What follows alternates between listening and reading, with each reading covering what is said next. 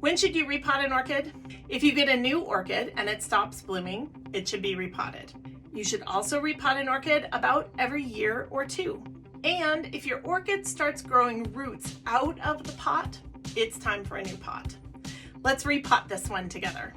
You're going to need some basic materials: orchid potting mix, clean water, and a slightly larger orchid pot. It's going to have slits in it and is often clear. So my orchid's a great beginner orchid, a Phalaenopsis or moth orchid. These are the ones that are pretty common at grocery stores and nurseries.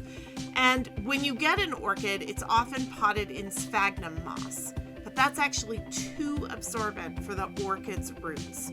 So you're going to take out all of that sphagnum moss, get all of it out, and to inspect the roots. Most orchids, including this Phalaenopsis, are epiphytes, so they live in trees and take in their moisture largely from the air through their thick, fleshy roots, and the roots will rot if there's too much moisture.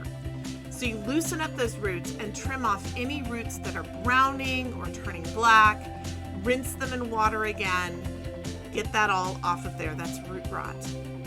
Then stick it in your pot, make sure it's going to fit, and put a little of the orchid mixture at the bottom.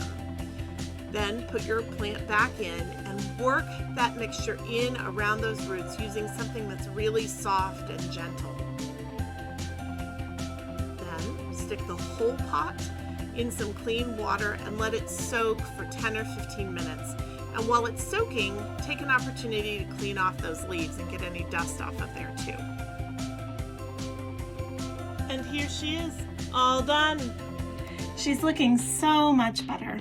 And the common wisdom is that you feed orchids once a week at half strength. So that's what I'll do. Happy gardening.